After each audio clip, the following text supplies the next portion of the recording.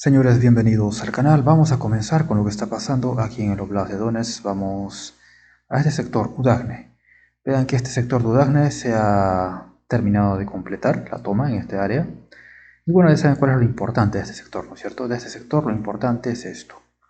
La carretera T0406, que como ustedes saben, pues nos lleva directamente hacia lo que es Dnipro, el Oblast de la ciudad de Dnipro.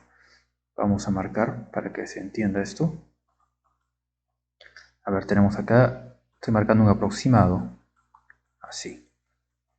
Así vamos a Dnipro, como pueden ver, desde el área de Udagne. Voy a marcar un momento esto, para que se pueda entender acá. Ustedes desde Udagne vamos a lo que es Dnipro. Creo que con esto se entiende bastante bien cuál es la importancia de este sector. Este camino, esta carretera es bien importante. Te recuerden también que hay una línea férrea que va en paralelo a todo esto. Entonces tiene su línea férrea todo este sector. Hasta acá, Udagne. Ahora sí vamos de nuevo aquí. Y vamos a ver el detalle táctico de lo que se ha tomado. Esto es lo que faltaba. Faltaba completar todo esto. Y bueno, ya se completó como pueden ver. A ver, ese sector también. También este sector. Esta área. Entonces bueno, acá se completa, ¿no es cierto? Acá tenemos carretera T0406.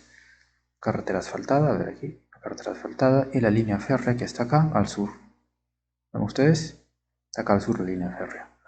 Entonces bueno, aquí está, se tomó esta área. Ahora, como pueden ver, no hay muchos avances acá en lo que es el caldero de Pokrovsk, está algo detenido. Sin embargo, es importante siempre destacar que toda esta área pues está en permanente conflicto. Vamos ahora hacia el caldero de Kostiantynivka, al sur de Kramatorsk. Aquí tienen Kramatorsk, aquí tienen Kostiantynivka. Vamos a la parte sur, donde ha habido avances en el área de Torets, este poblado. A ver un momento, este poblado. El poblado de Nelipivka y Pleshivka han caído. Nelipivka y Pleshivka ha caído. ¿Y cuál es lo interesante de esto? Vamos a marcar con esto. Aquí pueden ver ustedes la carretera. Claramente acá pueden ver la carretera. Entonces, una vez más, las fuerzas de la Federación lo que hacen es avanzar por acá, avanzar por acá. ¿Qué se quiere hacer? Pues hacer esto, girar de esta manera hacia el norte, hacia Ivano-Pilivka o Ivano-Pililla. Así que bueno, así está la situación acá. Se ha tomado esto, vamos a ver el detalle táctico. Ahora sacamos esto. Campos abiertos, algunos caminos, más campos abiertos. Bueno, acá la carretera. A ver acá también, todo esto. Falta tomar un poco de ese sector, pero bueno, ya ustedes pueden pues deducir que esto va a caer en cualquier momento, ¿no es cierto? Ya si hacemos uso de las tendencias, esto es lo más, lo obvio, lo más probable. También tenemos en este sector, vean, que todavía las fuerzas de la Federación no entran pues más en profundidad en Kostiantynivka. Voy a marcar un momento el perímetro de Kostiantynivka. Creo que lo marco mejor con esto. Ahora tenemos acá el perímetro de Kostiantynivka, toda esta área. Listo. La Federación, como saben, ha entrado acá, ha entrado acá. Vamos a marcar la carretera. A ver, un rato vamos a marcar la carretera. La T04 o T0504, perdón. Esta es la carretera de Torets a Kramatorsk. ¿Qué es lo que tendrían que hacer las fuerzas de la Federación? Ya saben, de girar de esta manera, e ir rumbo hacia lo que es Kramatorsk. Aquí también pueden girar un poco hacia de esta manera, pueden girar hacia el sur y acá también pueden avanzar para, digamos, completar, ¿no es cierto?, el resto de la parte sur de Kostiantynivka. Ahora estos movimientos no serían raros, ya en muchas ocasiones hemos visto esto, así que la situación está de esta manera. No está algo estancado acá, no se mueve, pero como ya hemos visto muchas veces en este teatro, Muchas posiciones se estancan y después pues se produce un avance bastante importante. ¿Producto de qué es eso? Todo eso es producto del desgaste. A ver, voy a graficar de nuevo esto. Tenemos acá aproximadamente la línea defensiva ucraniana, así. Por acá, por acá, por acá, por acá, por acá. Listo, ¿qué tenemos? La federación pues ha atacado en este punto, también ha atacado acá. Sin embargo, lo que pretende, por ejemplo, es hacer esto, girar de esta manera, tomar todo esto y también avanzar por aquí, por acá, rumbo a Constantinopla. Y acá también pues avanzar de esta manera, rumbo a Constantinopla. Bueno, se intenta hacer rupturas, es cierto, pero esto se va a lograr siempre y cuando pues, se logre un agotamiento por parte de los defensores ucranianos. Es decir, los defensores ucranianos tienen que alcanzar un punto en el que estén exhaustos para que de esa manera pues, pueda ser viable que ya no pueden ejercer una defensa coherente en todo este sector. A ver, vamos a hacer esto. Por eso estamos, señores, en una guerra de desgaste. La guerra de desgaste no es simplemente un capricho intelectual, sino que es una realidad obvia. No se puede pretender que la federación pues logre avances de tipo OTAN cuando no pelean en un formato de guerra OTAN. Simplemente eso, no pelean en un formato de guerra OTAN.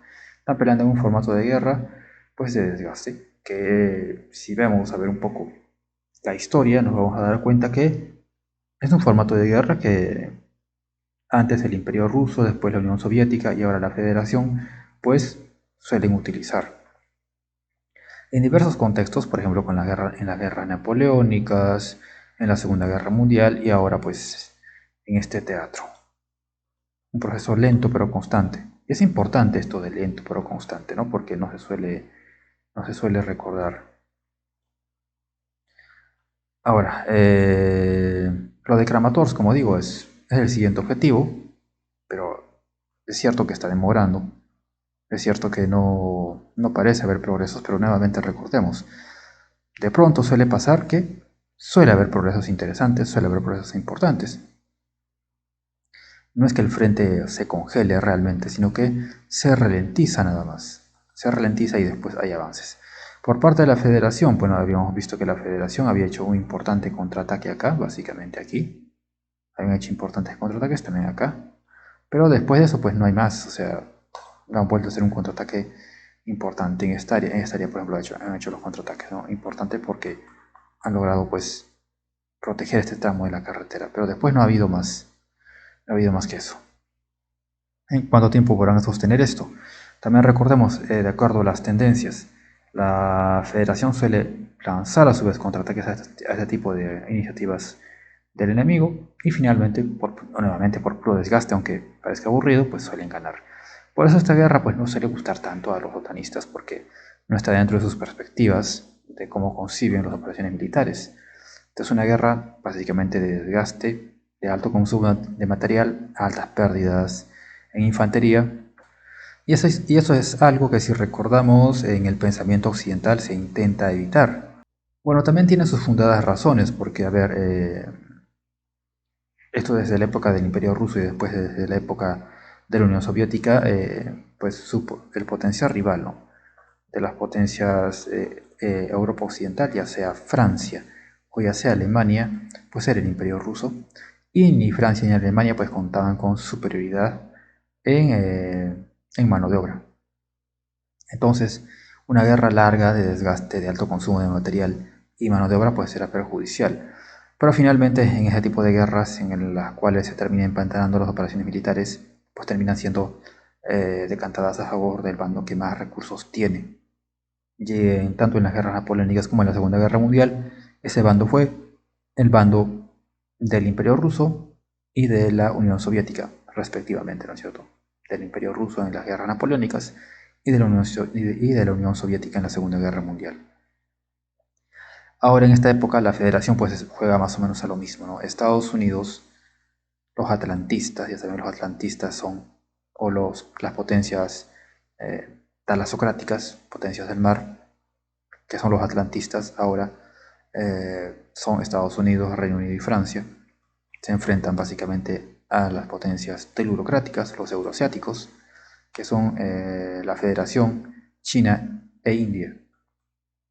En este teatro, nuevamente jugamos al desgaste, y por eso es que siempre les digo, es solo cuestión de tiempo todo esto.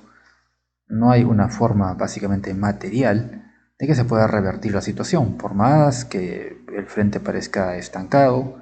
Ya hemos visto esta situación muchas veces, incluso en medios occidentales se hablaba de estancamiento en el frente, y al final se produjo esto. O sea, cuando estaba más o menos por acá, se hablaba de estancamiento en el frente y ¡pum!, se produjo todo esto. Así que simplemente este aspecto de pausas que se da en los avances en el frente no son nada más que el preludio de avances bastante importantes como el que hemos visto acá, por ejemplo. Ahora vamos a hablar un poco del panorama general, que básicamente es lo que importa. Ya saben que en geopolítica pues el nivel estratégico es bastante importante. ¿Qué tenemos a nivel estratégico? Tenemos que, si bien es cierto, Estados Unidos está haciendo esfuerzos para poder revertir el ascenso de China, hay una situación bastante importante respecto a que la proyección que está pretendiendo hacer Estados Unidos sobre Sudamérica. Ya habían hecho su proyección sobre Panamá, básicamente con amenazas, pero ahora en Sudamérica pues están intentando, ¿no es cierto? Veremos si les sale. Con el tema de Venezuela, veremos qué pasa con eso. Pero finalmente lo que quiere Estados Unidos es retirarse de una vez de Ucrania, concentrarse por ejemplo en el tema de Taiwán frente a China, intentar a ver cómo hace para apoyar a Israel en el tema de Medio Oriente. Ven ustedes, a ver, voy a marcar de esta manera. A ver, voy a marcar así con esto. Con esto. Vean que Estados Unidos tiene asuntos acá en Taiwán, tiene asuntos acá en Medio Oriente, tema de Israel, y ahora pues está en el Caribe, ¿no es cierto?, con su flota. Entonces hay tres sectores. Tiene que alejarse, por lo tanto, acá de Ucrania. No hay suficientes recursos como para atender también lo de Ucrania. Entonces hay una dispersión de recursos. Vean que Estados Unidos pues va básicamente por acá, tiene que ir también acá, tiene que ir también pues, después acá. Entonces hay una complicación en esto. Por otro lado, vemos que la Federación está concentrada en el tema Ucrania y China está concentrada pues, en el tema básicamente de Taiwán. Hay ciertos roces con India y este es otro factor.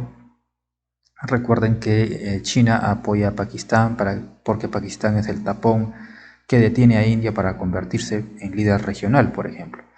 Ya saben que para ser potencia regional o líder regional, pues tienes que controlar algunos países aquí a tus vecinos, ¿no es cierto? Mínimo tienes que tener pues bajo tu órbita a tus vecinos.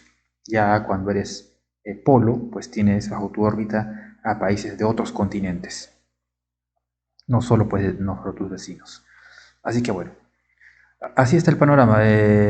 China puede concentrar sus recursos básicamente en lo de Taiwán. La Federación puede concentrar sus recursos básicamente en el tema de Ucrania, pero Estados Unidos tiene compromisos tanto en Taiwán, tanto en Medio Oriente y ahora en Ucrania. Por eso es que quiere salirse de Ucrania. El problema es cómo salirse sin que esto represente una abierta derrota, ¿no es cierto? Es decir, lo más importante para Estados Unidos sería en este momento dar la apariencia por lo menos de empate o de derrota honorable. Pero ¿cómo evitar que esto sea una derrota total, o sea, estrepitosa? Recordemos cuál era el objetivo político de la OTAN, ¿no?, de Estados Unidos. Y eso también era por una cuestión de ideología, pero bueno, ¿cuál era el objetivo político? El objetivo político de los Estados Unidos y la OTAN era que Rusia básicamente colapse por agotamiento y que por lo menos Ucrania pues, pueda recuperar parte de los territorios, si bien es cierto no Crimea, pero parte de los territorios. A ver, voy a ver esto. Por lo menos, recuerdan ustedes acá la contraofensiva en Zaporilla. ¿Qué era el objetivo de la contraofensiva de Zaporilla? Pues llegar a este poblado. A ver acá, a Tokmak, no era Tokmak. Era acá, a Melitopol. Sí, era llegar acá a Melitopol. ¿Por qué Melitopol? A ver, vamos a poner acá. Tokmak, recuerden ustedes, y después Melitopol. ¿Por qué Melitopol? Porque este punto pues era el más importante para poder cortar las comunicaciones entre Crimea y la Federación. A ver, vamos a marcar acá. Recordemos que quería Ucrania llegar a Tokmak y con esto cortaba las comunicaciones de esta manera. Entonces la Federación ya no podía ir por tierra, por lo tanto quedaba aislada toda esta zona porque se estaban produciendo, recuerden ustedes, bombardeos aquí en el puente de Kerch en ese momento, y con eso pues se creía que era posible que Crimea cayera en manos nuevamente ucranianas, o que por lo menos esto o sea, encerrar acá a la Federación. La Federación, recordemos que tenía tropas acá, ¿no es cierto? En este punto, y con esto, si Ucrania en la contraofensiva en Zaporilla a mediados del año 2023 tomaba Melitopol, pues podía rodearles. Eso hubiese obligado a las tropas de la Federación a huir a Crimea. Entonces, como mínimo, liberar toda esta zona y presionar a la Federación en el tema de Crimea. Bueno, siempre se podía abastecer por mar, se podía reconstruir el puente como se hizo, pero ya toda esta zona se perdería. Entonces ahí había una reversión de la situación y básicamente era que la federación por desgaste colapse económicamente y no pudiera pues eh, empujar o presionar a las fuerzas ucranianas. Pero nada de esto pasó, la federación no colapsó por agotamiento, al contrario se mantiene más fuerte, se ha revitalizado. Es cierto que la economía pues está un poquito, no es un poquito, está bastante al límite, pero hay que recordar una cosa, el interés principal de la federación en este momento pasa por el plano militar, no pasa por el bienestar de los ciudadanos, la capacidad adquisitiva ni nada de eso. Luego es una situación de conflicto y de una guerra existencial como es para la federación, pues obviamente van a hacer sacrificios para poder continuar, tener suficientes recursos para continuar en la guerra y de esa manera alcanzar sus intereses. Probablemente desde Estados Unidos y Europa, pues no, los aliados atlantistas no vieron ese detalle, ¿no es cierto?, de que cuando un país tiene problemas de seguridad, pues si se va a elegir entre seguridad y economía, es preferible elegir la seguridad. Y eso es el caso de la federación. Por otro tema también es acá la capacidad industrial, que ya quedó patente que la capacidad industrial de la federación, heredada de los tiempos de la URSS, de la Unión Soviética, pues ha resultado muy superior en términos numéricos, que es lo que importa en una guerra de alta intensidad, es muy superior en términos numéricos a la capacidad industrial que tiene Estados Unidos y Europa. No en capacidad de sofisticación de desarrollo tecnológico, sino en producción industrial, es decir, número, cantidad, que es lo que importa en una guerra de alta intensidad, nuevamente. En una guerra de alta intensidad importa la cantidad, el número, no la sofisticación, no la tecnología. Esto de que la tecnología lo va a resolver todo es un pensamiento OTAN, es un sesgo OTAN que ha hecho mucho daño y sigue haciendo mucho daño. Porque incluso los pocos youtubers honestos que quieren hacer temas de defensa, pues tienen este sesgo OTAN. Todo lo miden en cuánta cantidad de terreno va avanzando la federación. Cuando la guerra este tipo de guerras no se mide por eso. Pero en fin, entonces, vemos una situación de debilidad general por parte de los Estados Unidos, que tiene compromisos, ya saben, en Medio Oriente, Israel, en el Lejano Oriente, en Taiwán. Ahora se está aventurando al tema de Venezuela. Veremos cómo pasa eso, qué pasa ahí, pero definitivamente tiene que salir de Ucrania. Vía negociada, a ver señores, el problema de la vía negociada tiene un pero bien grande. Si la federación quiere negociar con Estados Unidos el tema de Ucrania, pues la federación tendría que garantizarse que sus objetivos políticos se van a cumplir. Pues, ¿cuál era el objetivo político de la federación? El objetivo político de la federación era que el Estado ucraniano regrese a la órbita de la federación. Esto no expresado explícitamente, sino expresado implícitamente en el término de desnazificación. Entonces, si mediante un acuerdo diplomático la federación pudiera lograr, ¿no?, que exista una federalización en Ucrania, de modo tal que el poder político y las decisiones queden bastante fragmentadas, siendo completamente vulnerables a la influencia de la federación, pues entonces sí, podría darse el caso de que la federación acepte pues una salida negociada, que consistiría pues básicamente territorialmente hablando en que los 4 óblasts, que es Gerson, que es Zaporilla, Donetsk y Lugansk, pues pasen a definitivamente la federación, como está en ese referéndum ahí, recuerdan ustedes ese tiempo, eso del referéndum, pasen ahí, y que el resto de Ucrania se federalice, de manera tal que se federalice nuevamente, ¿no?, con una fórmula que permita la fragmentación del poder, y cada fragmento pues obviamente sea bastante vulnerable a la potente influencia de su vecino, ¿no? Influencia en todos los términos, y que esto a su vez lleve a la llegada a la presidencia de Ucrania de un presidente tipo Yanukovych, presidente pro federación. Entonces ya estaríamos hablando de el regreso del Estado ucraniano a la órbita de la federación. País aliado, país pro, como quieran llamarle, básicamente a ver, algunos contrarios le llamarán vasallo. Señores, en geopolítica los polos hacen eso. Polo también es Estados Unidos y es lo que pretende hacer, por ejemplo, en Sudamérica. Recuerden que en Estados Unidos se llamaba que Sudamérica era su patio trasero. ¿Qué es eso?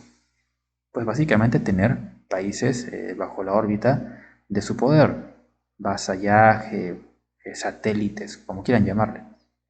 La Federación también es un polo y también hace eso, solo que está usando la herramienta militar para traer de regreso a su órbita a Ucrania, a Terra, porque hasta Yanukovych, 2014, pues estaba bajo su órbita. China también intenta hacerlo, pero con la vía económica. Ellos no usan las armas, no porque sean buenos, sino porque su fuerte no son las armas, sino su fuerte es el comercio, el dinero, las maletas de dinero. Y con eso pues ya tienen inversiones en China, en Sudamérica, en todo lado. Así que así está la cosa en el panorama general. Recuerden otra vez, geopolítica no se trata del bueno y el malo, se trata de los intereses de los estados y los medios que usan para alcanzar dichos intereses. Eso es geopolítica. Lo demás es propaganda. Que el bueno, que el malo, que el imperialista, que el antiimperialista es pura propaganda guiada por el fanatismo ideológico, ya sea otanista o pro-federación o pro-chino, ¿no? Porque también pro-chinos. Creen que China pues va a salvar al mundo incluso. A ver, para digamos, trabajar un poco en geopolítica hay que basarnos, hay que tomar el ejemplo de la guerra del Peloponeso, por ejemplo. Entonces aquí es una lucha de poderes una vez más. Y China es un actor más. China es el polo emergente que a largo plazo o mediano plazo va a reemplazar a uno de los dos polos preexistentes, la Federación y Estados Unidos. A uno de los dos va a reemplazar. Podemos hacer una prospección a cuál de los dos polos preexistentes va a reemplazar. Un polo es la Federación, otro polo es Estados Unidos. Pues eso lo podemos ver viendo con qué polo tiene confrontación y además cuál es la carta de poder que tiene el polo emergente, que es China, y que conforma el mundo tripolar. Pues China está en confrontación con los Estados Unidos y tiene como carta de poder la economía, lo mismo que tiene Estados Unidos. Así que por descarte lo más probable es que a mediano plazo, si es que Estados Unidos no hace nada para recuperarse, pues China termina reemplazándolo como polo. Además de que en este momento tanto la Federación, que es el otro polo, pues está en tándem con China. Así que bueno, señores, creo que hemos hablado de manera clara y extensa acerca de temas de defensa en lo táctico y operacional. Hemos hablado también extensamente en lo que respecta al tema geopolítico y la situación actual, el panorama actual. Así que compartan este video para que más gente aprenda, suscríbanse al canal, denle like al video y nos encontramos en un siguiente video.